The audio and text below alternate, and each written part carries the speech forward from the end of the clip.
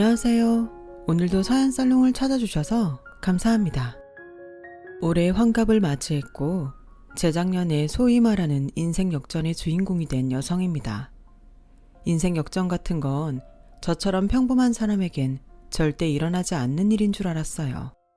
그런데 막상 이런 감사한 일이 저에게 일어나니 2년이 흐른 지금도 실감이 나지 않을 때가 있는데요.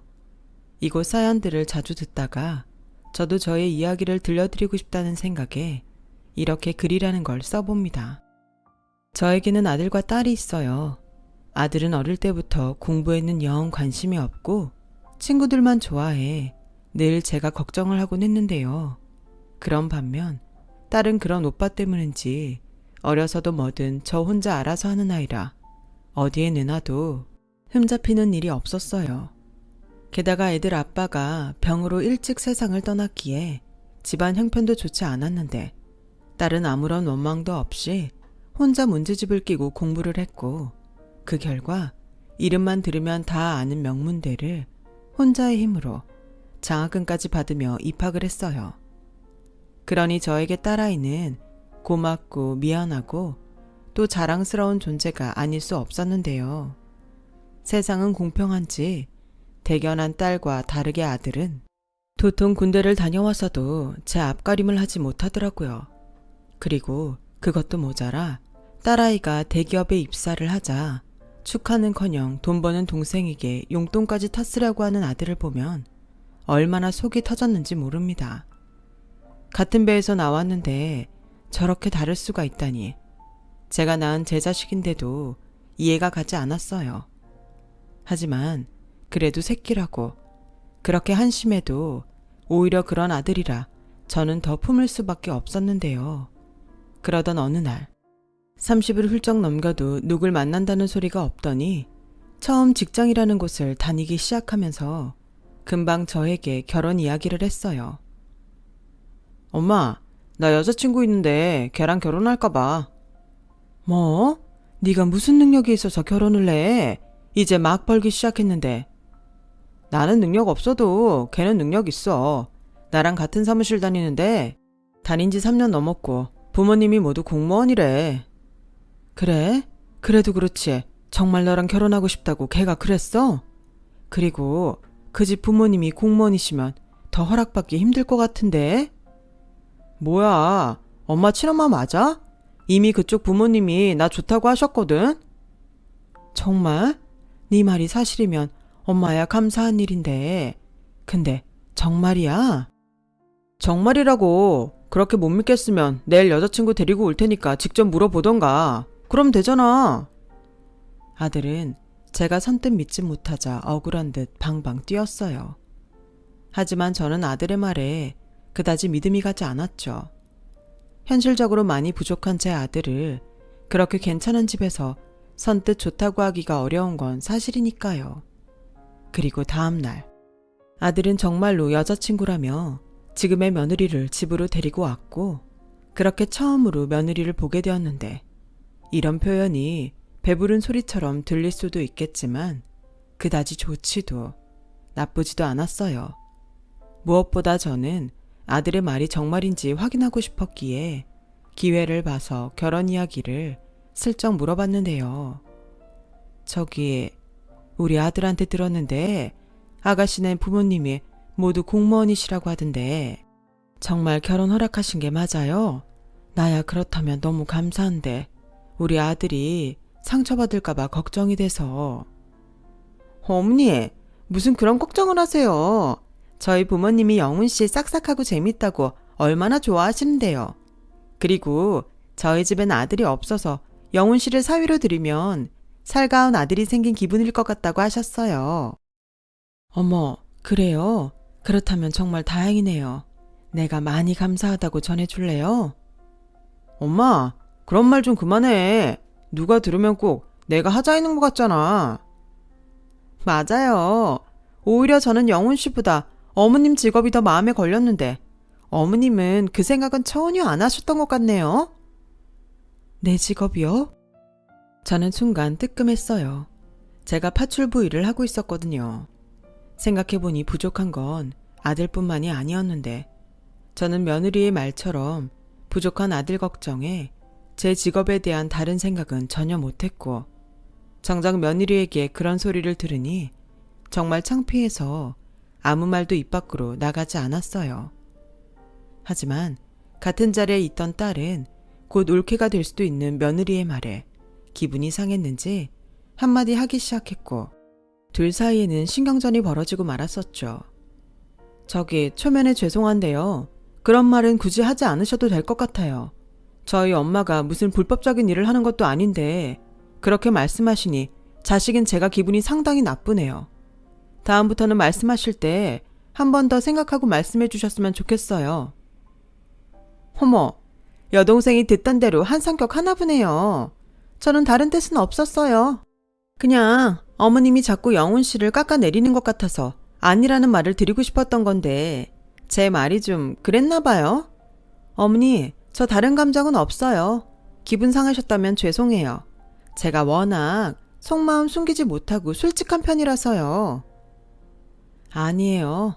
나야 우리 아들 좋다고 해주면 고맙죠. 그런데 이미 알겠지만 우리 아들이 직장 생활한 지가 얼마 되지 않아서 결혼 준비를 어떻게 해야 할지 모르겠네요. 내가 우리 아들 딸 결혼할 때 쓰려고 붙는 적금이 있긴 한데. 그냥 형편에 맞춰서 하세요. 저희 부모님도 그 부분에서는 별 기대도 없으시니까요. 모르면 모를까 이미 다 알고 하는 결혼인데 그냥 부담 갖지 마세요. 그런데요, 신혼집은 저희 부모님 도움을 받을 거라서 친정 근처로 얻을까 하는데 그 정도는 이해해 주실 수 있죠? 저는 그때까지 제가 꽤 열린 사고를 갖고 있는 사람이라고 생각했어요. 하지만 아무리 숨기는 걸 하지 못한다고 해도 자기 할 말 다 하는 예비 며느리 앞에서 아무렇지 않은 척하고 있기는 정말 힘든 일이었고, 왜 같은 말도 저렇게 기분 나쁘게 하는 것인지. 저는 솔직히 며느리를 좋게 봐줄 수 없었는데 그놈의 아픈 손가락이 뭔지, 부족한 제 아들과 결혼하겠다는 며느리인지라 다른 불만의 이야기를 하지 못했는데요. 옆에서 딸이 답답했는지 며느리와 아들이 가고 난 다음에 저에게 뭐라고 하더군요. 엄마는 무슨 죄 지었어? 나는 오빠 여자친구라는 사람 마음에 안 들어. 무슨 말을 그렇게 생각 없이 해. 그래 놓고 자기는 솔직한 거라고? 예의 없는 거랑 솔직한 거랑 구분 못하는 거 아니야? 그만 열래. 네가 마음에 안 들면 어쩔 건데. 당사자들이 좋다고 하잖아. 엄마는 오히려 그래도 네 오빠가 쳐보고 있는 것 같아서 이제야 마음이 놓인다. 너면 몰라도 네 오빠는 평생 장가 못 가서 내가 끼고 살아야 하는 거 아닌가? 엄마 솔직히 걱정했는데 저렇게 괜찮은 집에서 좋다고 하니 얼마나 다행이냐? 일단 저는 그렇게 결혼을 시키면 어느 정도 아들 걱정은 하지 않아도 될 거라고 생각했어요. 하지만 막상 결혼을 시켜놓고 보니 생각지도 않았던 문제들이 생겼죠. 그것 역시 며느리의 예의 없는 태도에서 시작됐는데요. 그래서 제 딸은 그런 며느리를 한결같이 별로라며 웬만해서는 마주치지 않으려 했어요. 그러던 중 아들이 결혼하고 첫 번째로 맞이하는 저의 생일이 되었습니다. 자식들에게 부담 주고 싶지 않아서 그냥 넘기려 했는데 딸이 그래도 제 생일이니 식구들이랑 함께 밥이라도 먹어야 되는 거 아니냐며 아들이나 며느리에게 연락을 해보라고 하더군요. 식당 예약은 자기가 알아서 하겠다면서요. 그래서 저는 며느리에게 전화해서 제 생일이라고 말하는 것이 좀 그래서 아들에게 연락을 했고, 아들은 바쁜지 전화를 받지 않았는데 이상한 건 동생인 딸이 전화를 해도 받지 않는다는 것이었어요. 그래서 딸이 메시지도 보내고 기다렸는데 메시지 확인은 하면서 답은 하지 않았고, 저는 아들 내외에게 무슨 문제라도 생겼나 걱정이 되는 마음에 망설이다 며느리에게 전화를 걸었어요. 네, 어머니. 너네 혹시 무슨 일 있니? 아무 일 없는데요. 왜요? 아니, 영훈이한테 아무리 전화를 해도 받지를 않고 영미가 문자를 해도 답이 없다고 해서. 아마 영훈 씨는 어머님이랑 아가씨 전화는 받지 않을 거예요. 뭐? 왜? 그게요. 제가 제 입으로 말하긴 좀 민망한데 저는 저 빼고 영훈 씨가 어머님이든 아가씨든 통화하는 게 저만 왕따 시키는 것 같아서 제가 기분 나쁘다고 영훈 씨한테 말했거든요. 뭐라고? 나랑 영미는 네가 오히려 우리를 불편해할까 봐 배려한 건데 네가 그런 마음인 줄은 몰랐구나. 그럼 앞으로는 영훈이 말고 너한테 하면 되겠니? 영미한테도 그렇게 일러둘게. 아니 됐어요. 지금 어머니 기분 나쁘시다고 저한테 비꼬시는 거잖아요. 용건 있으시면 저한테 문자만 한 통 주세요. 그리고요, 이건 제 얘기가 아니라 상식이라서 말씀드리는 건데 요즘 시어머니가 며느리한테 불쑥 전화하는 건 개념 없는 행동이라고 욕먹어요. 나도 너무 답답해서 어디 한번 물어나 보자. 너 빼고 아들한테 전화하는 건 너 왕따 시키는 거라고 싫어하고 그렇다고 너한테 전화하면 개념 없는 행동이라고 하니 그럼 아예 니들한테 연락을 하지 말라는 소리니? 네, 아까도 말씀드렸지만 필요한 용건은 문자로 주시면 되죠. 굳이 꼭 통화를 해야 하나요? 저는 서로 어느 정도 거리를 두고 사는 것이 나중에라도 감정 상하는 일이 없다고 생각해요. 지금은 서운하실 수 있지만 분명히 시간 지나면 제가 현명하다는 걸 알게 되실 거예요. 저는 며느리의 말도 안 되는 궤변에 그만 화가 나서 알겠다고 다시는 니들에게 연락하지 않겠다고 전화를 끊어버렸어요. 그리고 그 얘기를 딸에게도 했는데 제가 아무리 말려도 딸이 화가 났는지 장문의 문자를 며느리에게 보냈다고 하더군요. 넌 뭐 굳이 그렇게 장문의 문자를 보내? 안 봐도 좋은 내용은 하나도 없을 텐데. 자기가 용건 있으면 문자로 하라고 했다며. 그래서 할 말 문자로 보낸 건데 왜? 무슨 문제 있어? 그리고 엄마 생일이라고 말도 안 했지? 그야 그런 소리를 듣는데 생일이니 오라고 할 수 있어? 됐어. 무슨 대단한 날도 아닌데 그냥 너랑 나랑 미역국이나 끓여 먹고 말자. 싫어. 엄마가 그렇게 하면 새언니랑 오빠는 엄마는 그래도 되는 사람이라고 생각한단 말이야. 내가 뭐 와서 생일상을 차리라 그래? 아니면 대단히 비싼 선물을 사오라고 했어? 그냥 와서 같이 축하하고 밥 먹자는 건데 그 정도도 안 하면 그게 자식이야? 아, 나는 모르겠다. 네가 계속 그러니까 이젠 생일 같은 거 그냥 아예 없어졌으면 좋겠다. 엄마는 무슨 말을 그렇게 해. 1년에 한 번 있는 날을. 됐고, 엄마 뭐 갖고 싶은 거 없어? 내가 뭐든 다 사줄게. 지금 생각해도 딸은 저에게 든든하고 참 고마운 존재예요. 하지만 며느리에겐 어쩌면 저보다도 더 신경 쓰이는 존재였고 그 장문의 문자 내용이 뭔지는 모르겠지만 다음날 저녁 며느리는 잔뜩 화가 난 얼굴로 아들까지 데려와서는 저희 집에서 제 딸과 한바탕 소란을 피우고 돌아갔어요. 아가씨, 내가 아무리 참으려고 해도 이건 아닌 것 같아서 찾아왔어요. 내가 나이로 보나 서열로 보나 아가씨 윗사람인데 이 문자 뭐예요? 왜요? 제가 뭐 틀린 말이라도 보냈나요? 새언니 솔직한 거 좋아하는 사람 아니었어요. 자기는 솔직한 편이라고 하면서 남은 솔직하게 말하는 건 싫은가 보죠? 뭐예요? 아가씨는 지금 그게 솔직한 걸로 보여요? 이건 예의가 없는 거라고요. 내 말이요. 올케 언니가 저희 엄마한테 하는 행동은 솔직한 게 아니라 예의가 없는 거예요. 난 구분 못하는 줄 알았더니 아니었네요. 그리고 용건은 문자로 하고 전화하면 개념 없다는 소리가 어디 며느리가 시어머니한테 할 소리예요? 아가씨가 시집을 안 가서 몰라서 하는 소리죠? 아가씨도 시집 가봐요. 시어머니 전화가 반가운가. 그리고 영 끊고 살자는 소리도 아닌데 뭘 그렇게 발끈해요? 저 어머님 생신 알고 있었어요.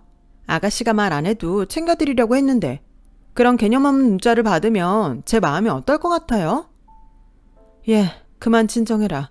영미가 도대체 뭐라고 보냈길래 이렇게 불같이 화를 내니? 영미 너 핸드폰 가지고 와봐. 내가 네가 보낸 문자 좀 봐야겠다. 됐어요. 여기에 어머님이 끼는 것도 이상해요.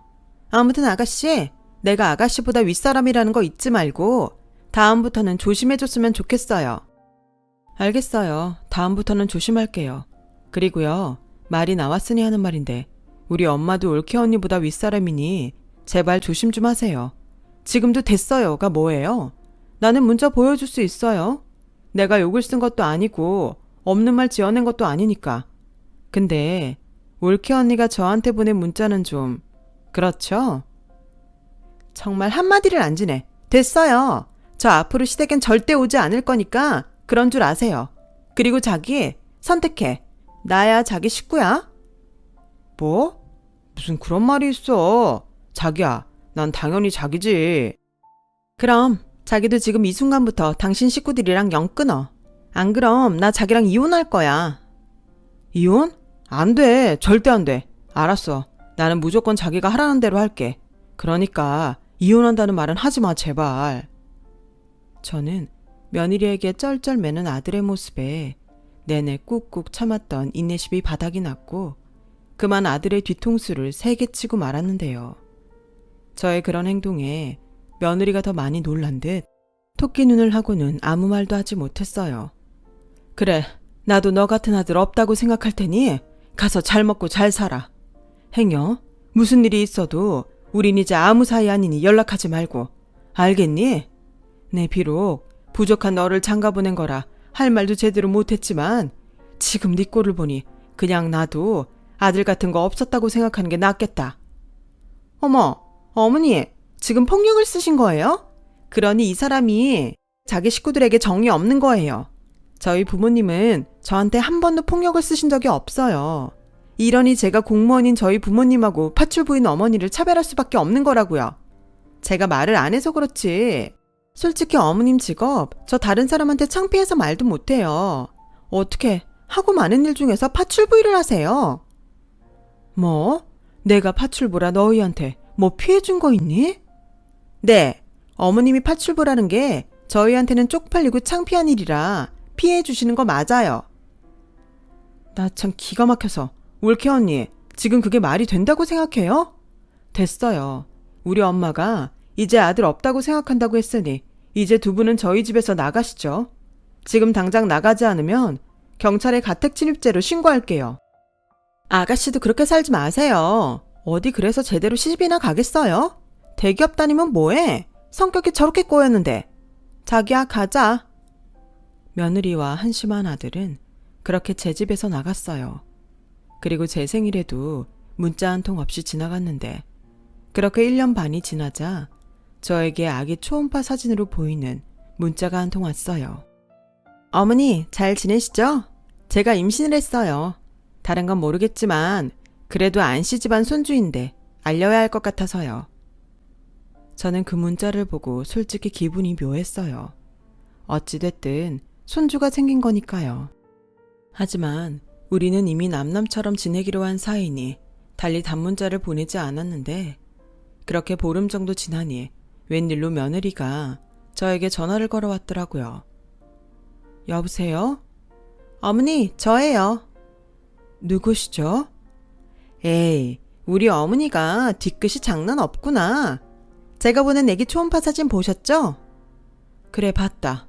근데 뭐? 니들 나랑 영 끊고 살기로 한 거 아니냐? 그건 맞는데 손주는 손주잖아요. 어머님은 손주가 안 반가우세요? 됐고, 용건이 뭐야? 네가 용건도 없이 먼저 전화하래가 아니잖니? 눈치도 빠르시다. 그게요, 어머님한테 여쭤볼 게 있어요. 아직은 이르긴 한데 제가 애기 낳으면 혹시 파출부 그만두시고 애기 봐주실 수 있어요?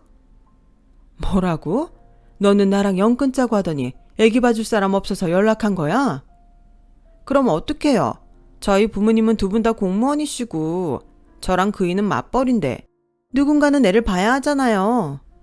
나도 일한다. 내가 왜 니네들 애 본다고 하던 일을 그만두니? 그럼 니들이 돈 벌어서 내 월급만큼 맞춰줄 거야? 에휴, 네. 그깟 파출부 월급 저희가 맞춰드릴게요. 그럼 됐죠? 다른 애도 아니고 어머님 손주인데 진짜 야박하시다. 아무튼 얘기 그렇게 된 걸로 알게요. 제가 지금 바빠서 이만 끊을게요. 아, 아가씨한테는 애기 낳을 때까지 제가 전화했다는 거 말하지 말아주세요. 지난번에도 굳이 어머님이 아가씨한테 말을 전해서 그 사달이 난 거잖아요. 아셨죠? 저는 황당하고 불쾌한 며느리의 말에 한마디 쏘아붙이려고 했어요. 하지만 전화는 이미 끊어진 상태였고 제가 너무 괘씸해 다시 전화를 걸려고 하자 영미 엄마 라며 제가 일하는 때 칼머니가 저를 부르셨고 저는 근무 시간이었기에 화를 눌러야 했는데요. 네 할머니, 뭐 필요한 거 있으세요? 필요한 건 없고 잠깐 방으로 들어와. 내가 영미 엄마한테 줄 게 있어. 저는 할머니의 부름에 방으로 들어갔어요. 저와 할머님의 인연은 10년을 훌쩍 넘었는데 가족이 없으신 할머님이시라 제가 살뜰히 챙기다 보니 어느덧 고용관계를 넘어 진짜 가족처럼 가까이 지내게 되었어요. 영미 엄마, 이거 가져. 이게 뭔데요? 그리고 할머님이 자꾸 저한테 뭘 주시니까 딸이 뭐라고 해요. 왜? 지 엄마가 나한테 잘해서 내가 보너스 주는 건데 뭘 뭐라고 해? 보너스 치고 매번 많이 주시니까 그렇죠. 그리고 이것도 뭔지는 모르지만 돈이면 저 안 받을래요. 저 할머님이 그동안 많이 챙겨주셔서 부자예요. 부자는 무슨, 부자인데 왜 여태 일을 그만 못 둬? 그리고 그 잘난 딸내미 혼사 안 치를 거야. 요즘 자식 결혼시키려면 돈이 많이 든다고 하던데. 저도 100번 1000번 치르고 싶죠. 지가 가야 말이지. 그리고 저희 딸 돈 잘 벌어요. 지가 벌어서 충분히 갈 수 있으니까 그 생각으로 자꾸 뭐 주시는 거면 정말 괜찮아요. 참 사람 이상해. 준다는데 뭘 자꾸 됐다 그러는지. 그리고 그거 돈 아니야. 심부름이야. 김치국보다 마시기는. 심부름이요? 분명히 아까 저 가지라고. 그래, 심부름. 나 죽으면 그거 열어서 나 대신 하라는 심부름이야. 그러니 나 죽기 전에는 열지 마. 괜히 싫다고 도망갈라. 왜요? 그동안 잘해주신 거 이렇게 써먹으라고 하셨어요? 그래, 영미 엄마도 알지만 내가 참 까탈스러웠잖아. 아무도 우리 집에 안 온다고 했는데 영미 엄마가 내 까다로운 비위 다 맞추고 가족이라고는 한 명도 없는 늙은이 생일이다 명절이다 챙겨주니까 만만해서 내가 그래. 알겠어요. 얼마든지 만만하게 생각하셔도 되니까 오래오래 사세요. 저 당장은 마음이 심란해서 심부름하기 싫어요. 왜? 아들 며느리 때문에? 아니지. 남남하자고 했잖아. 그럼 세상 편할 텐데 뭐. 뭐가 그렇게 심란해? 그러게요. 남이 애를 가진 건데 제가 왜 이렇게 심란할까요? 영미 엄마가 사람이 물러서 그래. 나 봐. 대나무처럼 꼿꼿하니까 주변에 영미 엄마 말고는 사람이 없잖아. 그래도 자식이 먼저 굽히고 들어오면 받아줘. 괜히 어차피 넘어갈 거 속만 끓인다. 나 참 이럴 게 아니라 내가 손주 용돈 주게 보너스 좀 줄까? 됐어요. 태어나려면 아직도 멀었어요. 그리고 저보고 애를 봐달라고 하는데 저런 보너스 주겠다고 했더니 내 집 일 그만두겠다는 거야? 그건 싫다고 하려고요. 지들이 낳은 자식 지들이 알아서 해야죠. 근데 어쩌다 한 번씩은 불가피한 일이라면 할머님이 저 좀 봐주세요. 그래, 알겠어. 영미 엄마니까 봐주는 거야. 그거나 잘 보관해. 정말 중요한 게 들었으니까. 네, 알겠어요, 할머니. 저는 그렇게 할머님이 주신 서류 봉투를 가지고 침란한 마음으로 퇴근을 했어요. 그리고 그날따라 일찍 퇴근한 딸과 저녁을 먹는데 아무리 생각해도 기가 차서 며느리는 딸에게 말하지 말라고 했지만 도저히 속에만 담아둘 수는 없었죠. 저기 있잖아. 오빠 애기 생겼나 봐. 너 그거 어떻게 알았어? 네 오빠가 전화했던? 전화는 무슨. 자기가 그렇게 말해놓고 무슨 낯짝으로 전화를 해. 카카오톡 보니까 애기 초음파 사진이 있더라고. 아, 엄마는 못 봤겠구나. 저는 그때도 지금도 옛날 구형 핸드폰을 쓰고 있어요.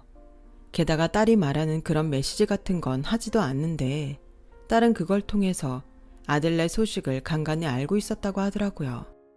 설마 애기 생겼다고 연락하거나 그러면 엄마 절대 받지 마. 아니다. 이참에 그냥 차단해. 차단? 아휴, 그렇게까지 해야 해? 그리고 네 올케가 절대 말하지 말라고 신신당부하긴 했는데 전화 왔었어. 뭐? 왜? 설마 애기 생겼다고 돈 달래? 아니, 그럼 뭐? 그냥 애기 생겼다고 알려준다고. 아, 여시 같은 거. 왜? 자기가 말하고 자기가 깨? 엄마, 또 전화 오면 받지 마. 알겠어. 나도 애기 핑계로 그냥 넘어가는 꼴은 안 볼 거니까 너 걱정하지 마.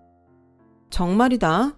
그리고 엄마 화장대 위에 무슨 서류 봉투 같은 거 있던데 뭐야? 아, 그거 엄마 일하는 집 할머님이 맡겨두신 거야. 나중에 심부름 시키실 일이 있으시대. 심부름? 그나저나 나도 할머님 뵌 지도 오래됐는데 건강하시지? 보기에는 그래 보여도 연세가 있으시니까 불안하지. 그래서 말이다, 영미야. 너 진짜 만나는 사람 없어? 엄마는 왜 얘기가 그렇게 튀어? 너 시집가면 엄마 그냥 할머님 댁에 들어가 있을까 하고 저녁 내내 할머님 걱정이 돼서. 엄마 마음은 알겠는데 내가 누누이 말하지만 그건 오바야. 나도 할머님 좋아. 하지만 남들 보기에 이상한 말 나올 수 있어. 할머님이 가족도 없는데 부자시잖아. 그야 그렇지만 사람이 중요하지. 아무튼 너 만나는 사람 있으면 제발 시집 좀 가. 싫어. 난 돈 벌어서 우리 엄마랑 재미나게 살 거야. 그러다 노처녀로 늙어줄게. 끔찍한 소리 한다. 너 왜 그 썸 타는 남자 있잖아. 가끔 우리 집 앞에 너 데려다 주고 가는 놈. 놈? 엄마는 멀쩡한 사람한테 놈이라니. 왜? 네가 썸 타는 남자한테 놈이라고 하니까 화나냐? 치, 아니거든. 사실 제 딸은요, 아닌 척해도 만나는 남자가 있었어요. 저는 일찌감치 그 사실을 알고 있었는데 번번이 딸이 잡아떼서 매번 대화는 진전이 없었죠. 그러다 결국 며느리가 손주를 낳는 날이 되었어요. 너무 괘씸하게도 아들 며느리는 출산 전에 집에 한 번을 오지 않았는데 애기 낳으러 가는 날에는 저와 딸에게 전화를 했더라고요. 자기 애 낳으러 가니까 병원으로 오라면서요. 딸은 거길 왜 가냐며 방방 뛴 모양인데 솔직히 저는 첫 손주라 아들 며느리는 몰라도 애기 얼굴은 보고 싶었어요. 하지만 참았죠. 제가 그렇게 나오면 또 휘둘릴 것이 분명했으니까요. 그리고 산후조리원을 나왔다며 아들 소녀 며느리가 집에 왔는데 그 기뻐야 할 날에 저희 가족은 쌩쌩 찬바람만 불었답니다. 어머 웃겨. 연 끊고 지내자고 하더니 애를 우리 엄마한테 보라고요? 미우나 고우나 우리 애는 안씨 집안 손녀예요. 그리고 제가 이미 벌써 어머님한테 얘기도 끝냈다고요. 어머님, 파출부 그만두실 거죠? 언제 그만두실 거예요? 그게 말이다. 너네가 정말로 내가 받던 월급을 줄 수 있는지 몰라서 선뜻 그만둔다는 말을 못했다. 나 참, 어머니, 저희가 하물며 그 돈백 정도 되는 어머님 월급을 못 맞춰드릴까요?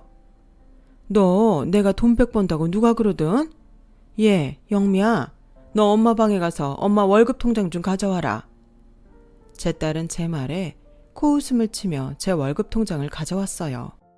그리고는 며느리는 제가 받는 급여를 보더니 얼굴이 싹 굳어버렸는데요. 정말 어머님이 이렇게나 많이 받는다고요? 500만 원인데요? 그래, 내가 그 집 일을 오래 했어. 그래서 그 할머님이 그렇게나 매달 주신다. 어때?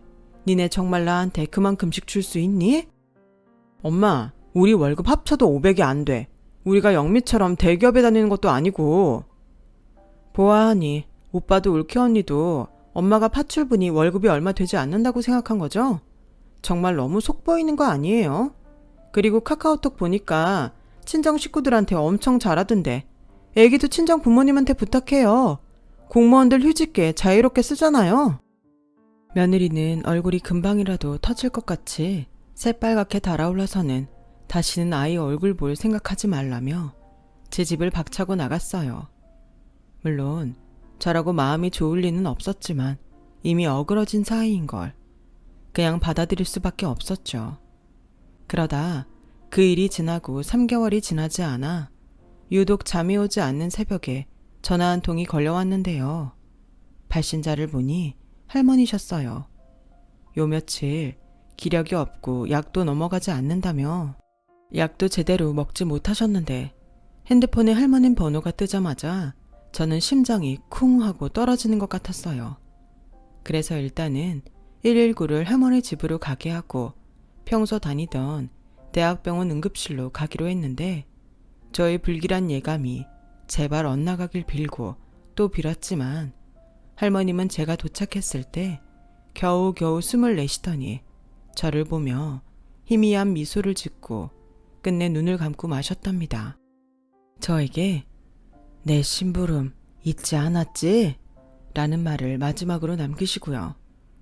저는 힘없이 떨어진 할머님의 손을 붙잡고 정말 펑펑 울었어요. 그냥 그 집 일을 하던 파출부인 저였지만 제 엄마가 또다시 돌아가신 듯 그렇게 슬퍼하며 몇 날 며칠을 울고 또 울었죠. 할머님은 고아였고 무조건 부자가 되겠다는 생각에 젊었을 때부터 시장통에서 일수를 찍는 일을 하셨어요. 그래서 평생 먹을 욕을 다 먹어가며 악독하다는 비난을 견디며 그렇게 돈을 모으셨는데 막상 빈소가 차려지고 보니 그 빈소엔 저와 제 딸밖에는 없어서 그것도 마음 아파 얼마나 울었는지 모릅니다. 남들 누리는 소소한 행복이나 추억 같은 건 하나도 없이 떠나는 할머니가 너무 불쌍했죠. 그리고 할머님의 바람대로 할머님의 수목장을 치르고 온 날, 저희 집엔 처음 보는 변호사 2명이 저와 제 딸을 기다리고 있었어요. 누구세요? 누구신데 남의 집 앞에 계시는 거죠? 제 딸은 한껏 경계하는 모습으로 그들을 쏘아붙였어요. 그러자 그들은 자기들이 할머님 유산을 정리하는 변호사라며 신분증과 명함을 줬고 저와 딸은 그 변호사들에게 믿지 못할 이야기를 듣게 됐어요. 최순자 할머님께서 정옥자님에게 서류 봉투를 하나 주셨죠? 네, 당신이 떠나시면 심부름을 해달라고 하셨어요. 그것 좀 저희에게 주시겠어요? 네, 그걸 왜요? 할머님 심부름하고 상관이 있나요? 네, 그걸 저희가 처리해드려야 해서요.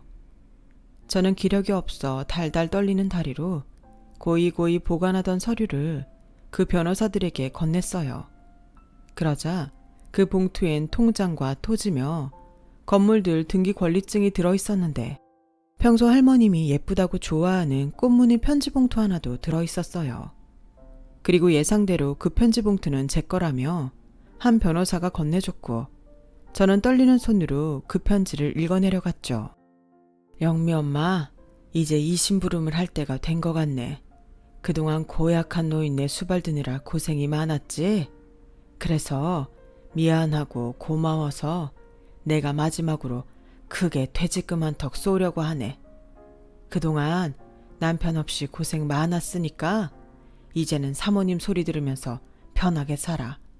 그동안 착하고 성실하게 산 자네 복이야. 그러니 내가 마지막으로 부탁한 심부름 마다하지 말게나. 난 역시 자네가 만만해서 좋아. 덕분에 내 마지막은 그리 나쁘지 않았어. 그동안 정말 고마웠네. 저는 꿈을 꾸는 것 같았어요. 이런 일이 진짜로 일어날 수 있다는 걸 그때 알았으니까요. 평소 뭐든 잘 따지고 말도 많은 제 딸도 그날은 저처럼 많이 놀랐는지 아무 말도 하지 못했는데 변호사들에게 할머님이 보유한 재산을 듣고 차마 알겠다는 말을 하지 못하겠더라고요. 정옥자님, 여기에 도장 찍어 주셔야 합니다. 그게요, 저는 할머님 자식도 아니고 이 많은 걸 제가 갖는다는 게 아닌 것 같아요. 최순자 할머님께서 신신당부를 하셨어요. 워낙 욕심이 없으신 분이라 안 받을까봐 걱정이라고. 손모가지라도 꺾어서 지장이라도 찍으라고 하셨는데 저희가 차마 그렇게는 못합니다. 엄마, 할머님 심부름 해야지. 대신 우리가 할머님 이름으로 좋은 일 많이 하자. 평생 욕만 들었다고 하셨잖아. 우리가 하늘에선 고맙다는 말만 듣게 해드리자. 저는 딸의 말을 듣고 마음이 움직였어요. 그리고 분에 넘치는 할머님의 재산을 상속받았고 저와 딸은 할머님이 지내셨던 집으로 이사를 갔는데 그렇게 이사한 지 반년이 넘어가자 어디서 소문을 들었는지 며느리가 돌도 안 된 아이를 들쳐업고 저를 찾아왔더라고요. 어머님, 저 얘기 들었어요. 듣고도 얼마나 기가 차던지. 소문이 진짜예요? 진짜건 가짜건 넌 여기 왜 왔니? 어머니, 저 반성 많이 했어요. 제가 정말 나쁜 며느리였어요. 어머님한테 그러면 안 되는 건데. 그런데요, 저 한 번도 어머님이랑 영 끊을 생각은 안 했어요. 그러니까 아기 생겼을 때도 어머님한테 제가 먼저 연락드렸죠. 말은 바로 해야지. 너 아기 봐줄 사람 없어서 마지못해 나한테 연락한 거잖아. 그리고 니들 뜻대로 되지 않으니 너 나한테 뭐라고 했니?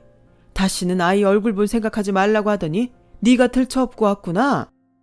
어머니 한순간에 벼락부자 됐다고 저한테 너무하신 거 아니에요? 저 어머니 며느리예요. 천륜이 끊는다고 끊겨요. 그냥 그때는 화나서 홧김에 한 말이죠. 그냥 한 번만 봐주세요. 이제 아기도 태어나서 저희 넓은 아파트 가고 싶은데 어머님이 사주시면 저 진짜 어머님한테 잘할게요. 너는 돈 있으면 잘하고 돈 없으면 못하는 그런 애구나. 뭐 몰랐던 건 아니다. 네, 솔직히 맞아요. 근데 이제 어머니 다시는 가난해질 일 없으니 제가 평생 잘할게요. 그리고 아가씨보다 저희 로이 아빠가 장남인데 당연히 저희 먼저 챙겨주셔야 하는 거 아니에요? 당연하다고? 세상엔 당연한 건 아무것도 없다. 우리는 그냥 원래대로 살던 대로 살자. 네가 그랬잖니? 며느리랑 시어머니는 어느 정도 거리를 두는 것이 현명한 거라고. 난 이참에 너랑 아주 멀리 거리를 두고 살고 싶다. 내가 가진 거 전부 내 것이 아니야. 여기 살던 할머님이 부탁하고 가신 거지. 이 돈 다 쓸 곳이 있으니 너 기대하지 말고 영미 오기 전에 얼른 가. 영미 곧 결혼할 남자 데리고 온다고 했거든. 정말 너무하세요. 이렇게 저희를 버리실 거예요? 나중에 어머님 제사밥 차릴 사람은 저라고요. 차리지 마. 살아서도 못 얻어먹는 며느리 밥을 뭐하러 죽어서 먹겠니? 됐고 너는 네 새끼 데리고 가라. 그리고 너 그렇게 살다가는 네가 나한테 한 짓 네 새끼가 똑같이 한다. 지금이라도 반성하고 세상 똑바로 살아. 어머님은 한 푼도 안 주시면서 왜 그런 말을 하세요? 그런 말도 돈이나 주면서 하시는 거예요. 그리고 저 포기하지 않을 거예요. 법적으로 저희한테도 지분이 있으니까요. 그래, 어디 해볼 테면 해봐. 나도 너희한테 절대 가지 않게 내가 할 수 있는 최선을 다할 거니까 그만 가라. 소금이라도 한 줌 뿌려주랴. 저는 일어나 주방으로 향했어요. 그러자 쿵 하고 현관문 닫히는 소리가 났는데 며느리가 손녀를 데리고 그새 갔더라고요. 저는 그제야 기가 막혀서 헛웃음이 났어요. 이러니 사람들이 늙으면 돈을 가지고 있어야 한다고 하는구나. 새삼 느껴지더라고요. 그 후 저는 지금까지 나라에 어려움이 있을 때는 돌아가신 할머님 이름으로 기부를 합니다. 제 돈도 아니고 제 이름도 아닌데 기부를 하고 오는 날에는 기분이 얼마나 좋은지 몰라요. 꼭 할머님이 잘했다고 칭찬하시는 것 같거든요. 그리고 오랜 시간 썸만 타던 제 딸은 이제 얼마 후면 결혼을 해요. 그렇게 결혼은 안 한다고 하더니 야무지게 뱃속에 혼수까지 준비해서 시집을 가는 딸을 보니 이제야 비로소 제 역할을 마친 듯 시원섭섭한 기분이 들어요. 또한 제가 괜찮다고 해도 혼자 남을 제가 쓸쓸할 것 같아며 딸과 사위는 제가 사는 근처로 신혼집을 마련했는데요. 누구랑 다르게 자기들 힘으로 결혼식부터 신혼 살림까지 장만하는 딸 내외를 보면 그래도 제가 자식 보기에 아주 없는 사람은 아니라는 생각에 또 한 번 딸에게 고마운 마음이 듭니다. 앞으로 딸과 사위 그리고 예쁜 손주가 건강하고 행복하기만을 바랄 뿐이에요. 그리고 끝으로 제 힘이 닿을 때까지 제가 받은 감사한 은혜를 도움의 손길이 필요한 곳에 갚으며 살아가고자 합니다. 아직 젊다면 젊은 나이지만 할머님이 남겨준 귀한 시간, 누구보다 행복하고 의미 있게 남은 생을 살아가고 싶어요. 지금의 이 마음을 절대 잊지 않으면서요. 저의 이야기 끝까지 들어주셔서 대단히 고맙습니다. 힘든 날도 많았지만 인생은 한 번쯤 살아볼 만한 것이 맞는 것 같아요.